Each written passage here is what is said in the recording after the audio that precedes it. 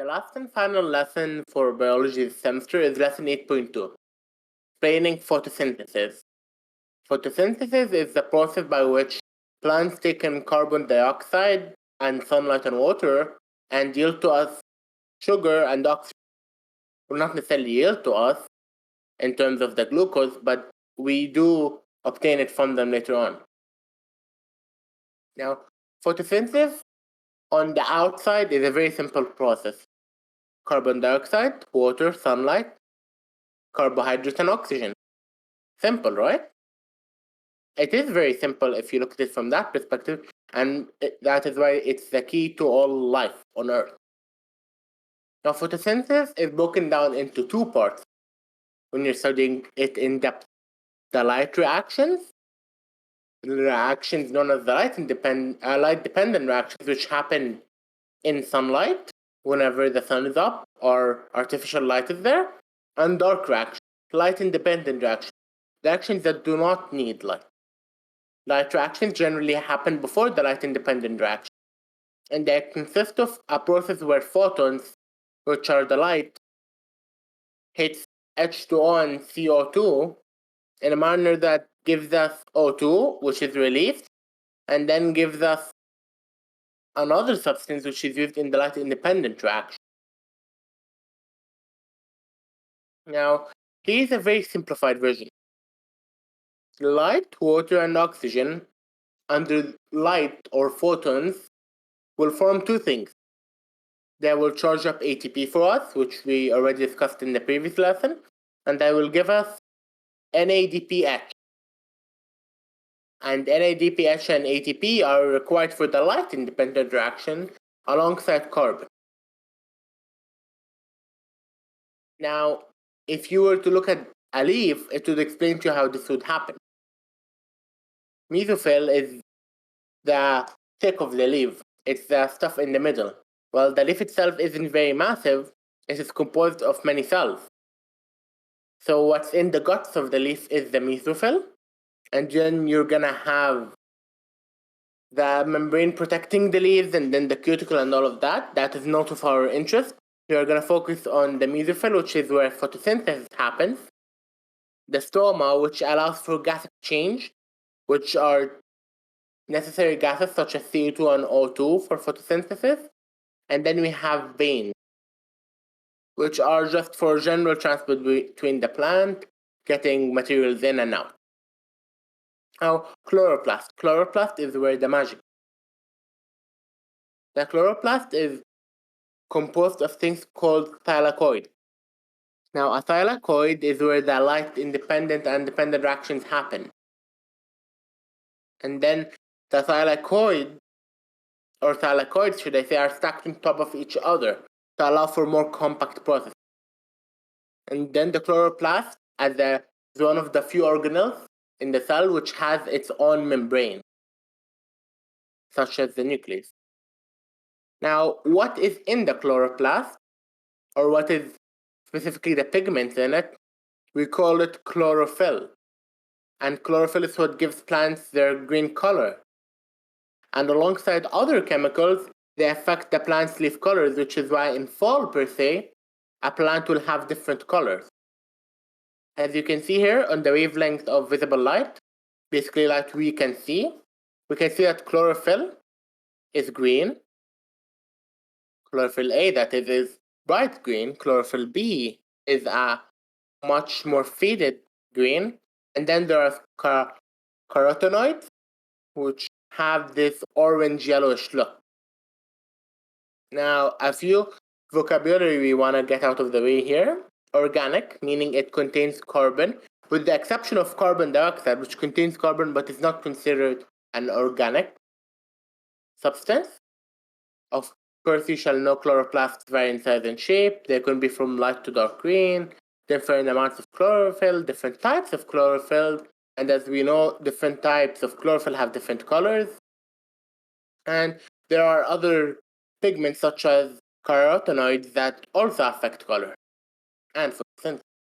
Now, beta-carotene, or carotenoids, is what gives carrots, for example, their very orange color. or what gives sweet potatoes also their orange color. Now, if you've ever seen leaves decay in autumn, you're gonna notice something. An alive leaf is going to be green. You're gonna very well tell it is a living leaf because it is green. And then as it starts to decay, it might turn yellow. Now, why does it turn yellow? Because when there's chlorophyll in the leaf, the chlorophyll covers everything.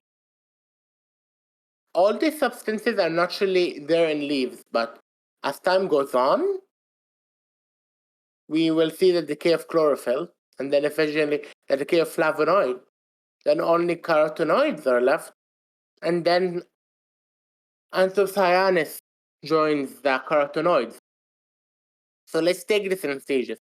Carotenoids, flavonoids are both present in the leaf when it is green, but chlorophyll's color is so vibrant that it completely covers their colors. You'll only see the chlorophyll's color, which is green. And then as the chlorophyll breaks down, you're gonna notice it turns yellow. That's carotenoids and flavonoids showing their color.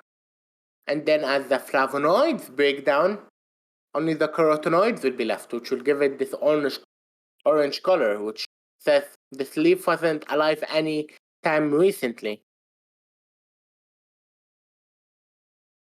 And then last, but certainly mostly not least, is anthocyanins is gonna appear. Now, you will notice something. Here we have things decaying, but anthocyanins is something that's not necessarily always present in the leaves. It appears as autumn starts, or as you may like to call it, fall.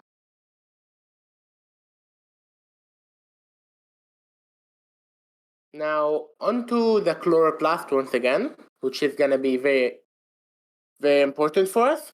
We need to look at the two things, where light-independent reactions and the light-dependent reactions happen. Now, this is a very simplified cross-section photo, splitting the chloroplast in half. And the thylakoids, we are going to be absorbing light and completing the light-dependent reactions, as we mentioned, which output NADPH and ATP, and then recycle the ADP and NADP given by the light-independent reaction. And then in the general inside of the chloroplast, not in a very specific section of it, we have the light-independent reactions happen. Now, the process that the light-dependent reactions used is something called the electron transport chain, by which the photons are capable of knocking out electrons to allow two things to bind to each other. It's a very, very complicated process, but you just need to know that it happens within the thylakoid, in the chloroplast. And another thing you should remember from a previous lesson, this is just a friendly reminder, is do you remember active and passive transport? Where diffusion is just going through the membrane. Facilitated diffusion is where there is a protein, a membrane protein that allows things to go in and out. And then active transport is where we use energy to actively go against the gradient, moving from low to high concentration. Now, while this image may be very daunting at first, this just explains how the things we already explained. So you could consider this image just a more in-depth version of this one here. Now, what you see here, you don't need to memorize, but you need to know a few things. You need to know that there are two photosystems, that there are electron carriers, ferredoxins, and then the ATP synthase. These are the things you're gonna need to memorize, but the whole process here of the electron transport chain is very simple actually. Light energy comes in into photosystem 2. It's gonna cause an electron to be separated. Now, as this electron moves through the system, electron cannot be outside of an atom. So there are electron carriers allowing it to go in between. And as such, it triggers here active transport. it is a form of energy, triggering active transport here, and it moves on through photosystem 1 until it reaches the ferredoxin, where its job in the light-dependent reaction is complete. And then we have NADP and H, making NADPH, and then at the same time we have ATP being turned into ATP. This whole process you do not have to memorize, you just need to understand that this is a light-dependent reaction and that these components are present. Now onto the Calvin cycle. Let's start with the basics of the Calvin cycle. We start with ribulose biphosphate, or for short, we're going to call it RUBP. We have Rubisco, CO2, 2 ATP, and 2 NADP. And once we are done with it, we're going to have 2 G3P, 2 ADP, and 2 NADP.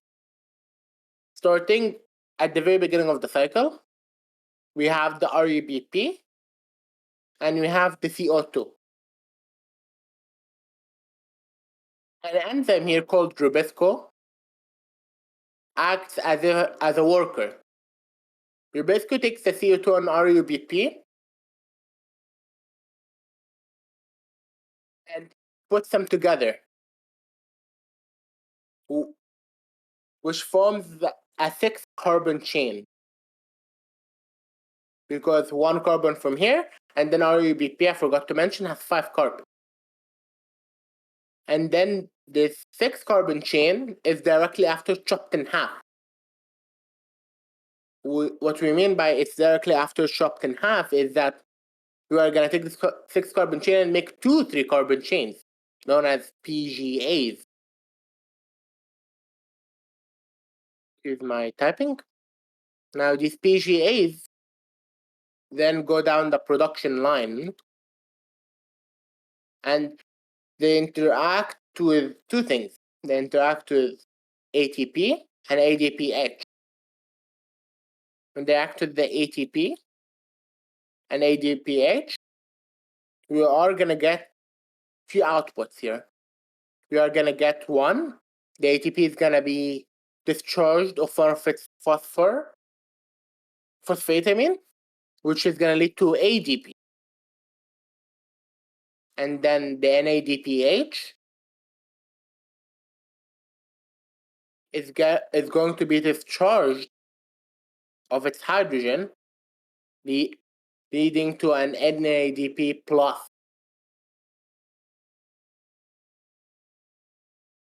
And these are going to be part of the outputs to be later used on. And then we're going to have the whole goal of this, which is the G3P.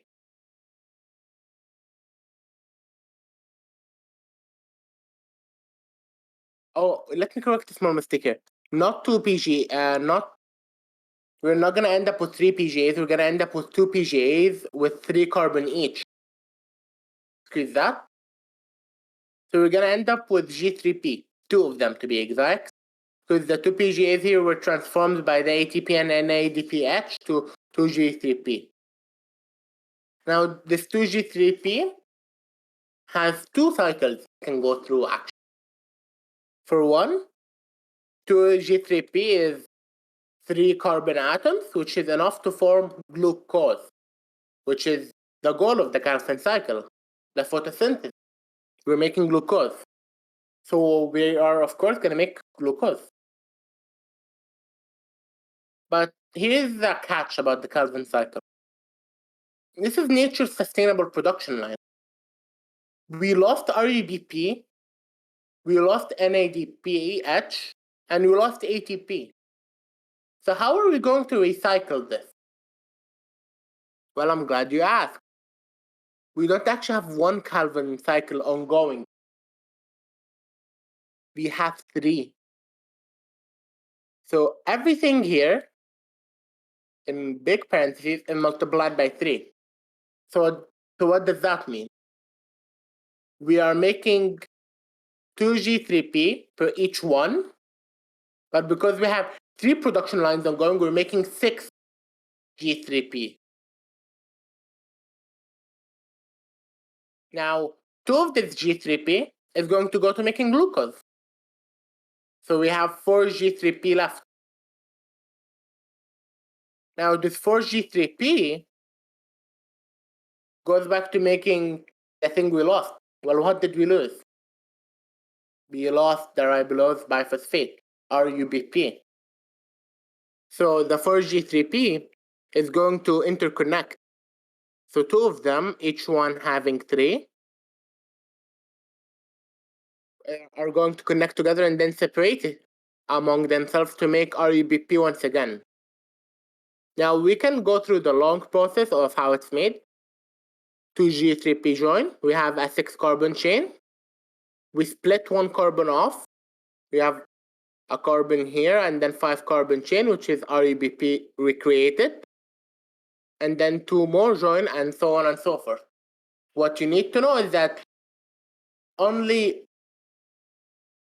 some of the G3P here is going to be actually used to make glucose, and the rest will be recycled to make the RUBP. So what you see here, everything here will be multiplied by 3. Now, we were talking about the ATP and NADPH. Well, the NADP plus and the ADP actually go back to the thylakoid. They go back to being recharged by the light reaction. Because as energy comes in from the sun, it recharges these sorts of natural batteries. And we get ATP and NADP back. And then here the cycle itself. The G3P, some of it turns to sugar and some of it is turned to RUBP. You need to know that more G3P is recycled into RUBP than sugar or glucose in our scenario. Now let's look at the complete cycle here. So 3 RUBP, 3 CO2 under the supervision of the Rubisco enzyme will lead to 6 3-carbon PGAs. Now, these 6 PGAs combined with 6 ATP and 6 NADPH are going to be used. One of them will be used to make glucose, and then 5 G3Ps are made again. 5 G3Ps. 5 G3Ps are used to make RUBP, since we made 6 G3Ps.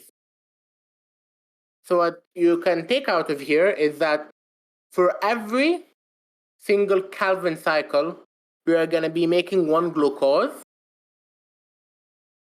using the aforementioned resources.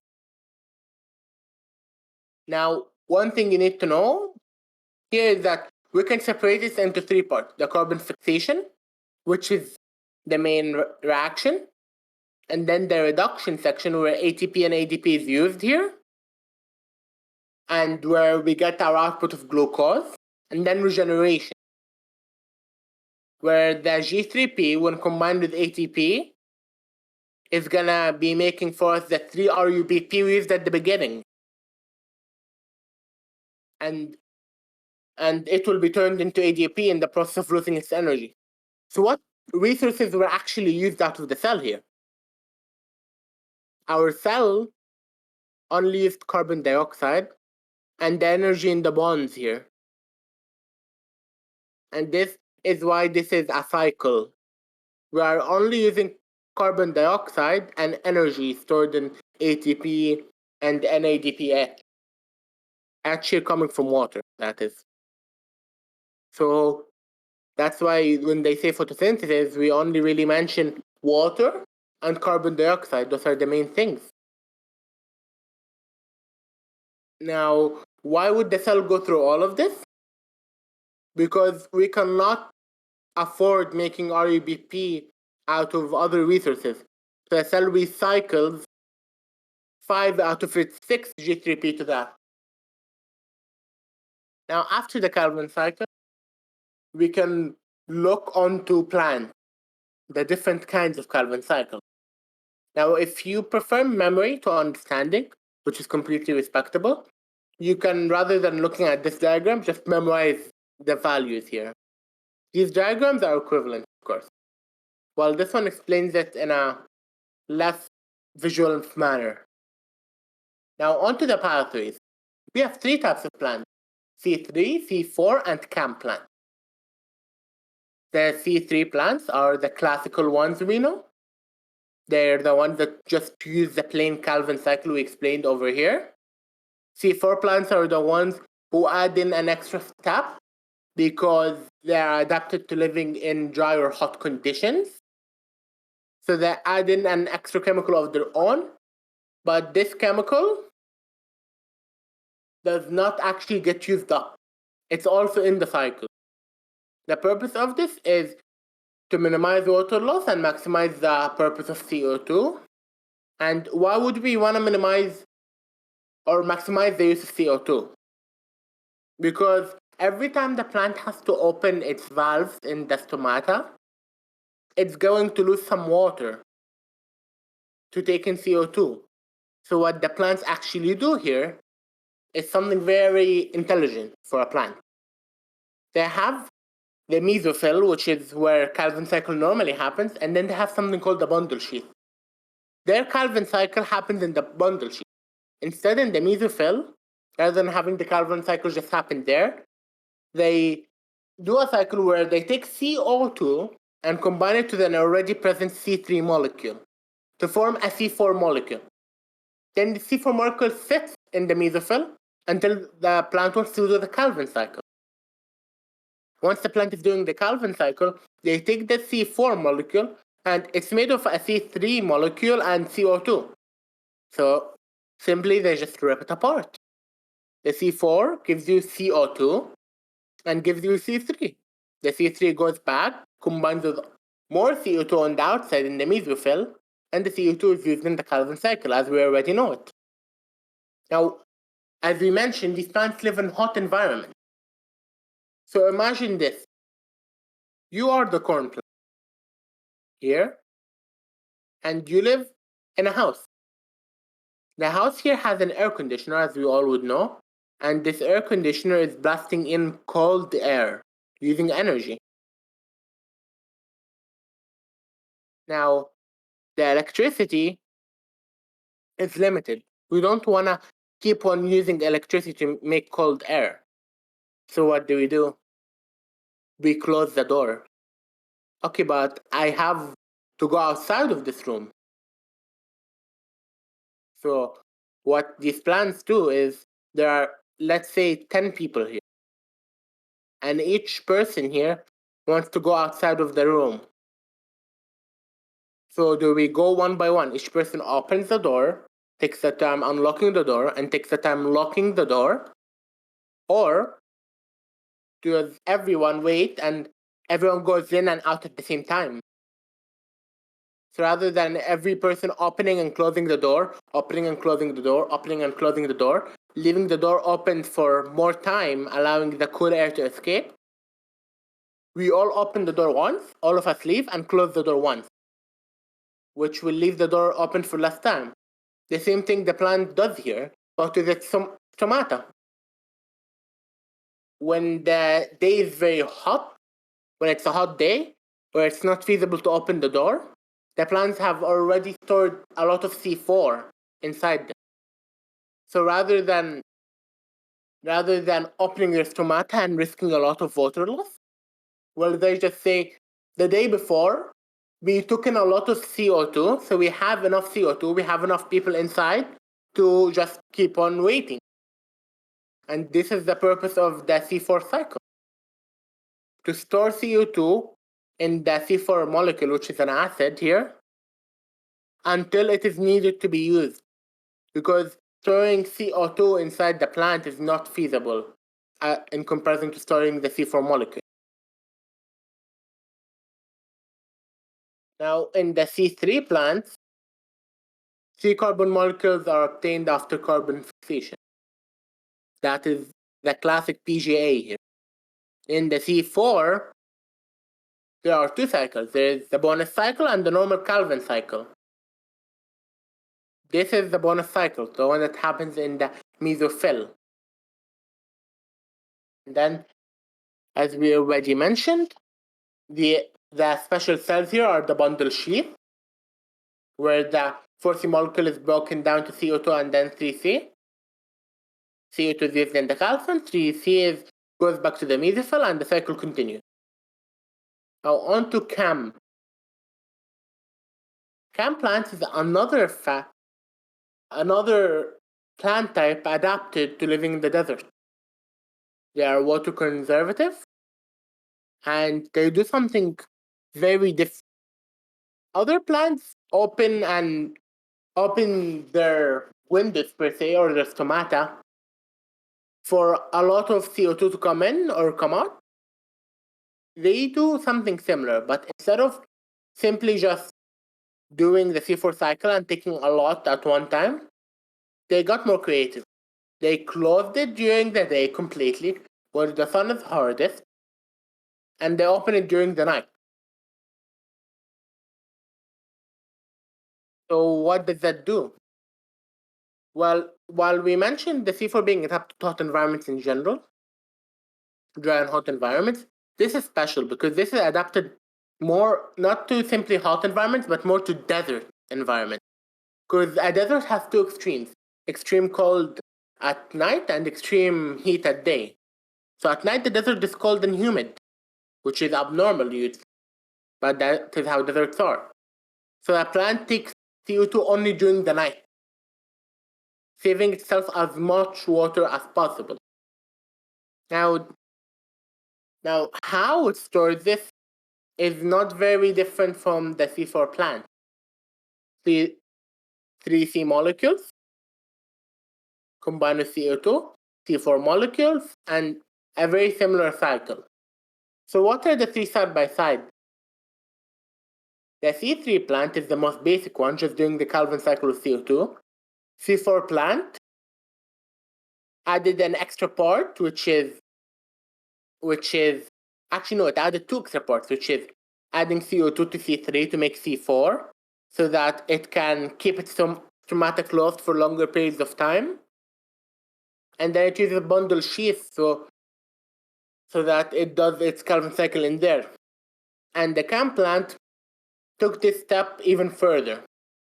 It said, I am not going to use a bundle sheath, but I am still going to use C3 and C4. So what am I going to do? How will I do this? I'm going to do everything in the mesophyll, just like a C3 plant, but instead of that, at night I will take in all my CO2, take in all the CO2 I need for the day, turn it into C4, and then during the day I'll use all the C4 I need, and then leave it back in the mesophyll to be recharged overnight. And that is all for photosynthesis. Best of luck to all of you, study well, and enjoy your vacation after.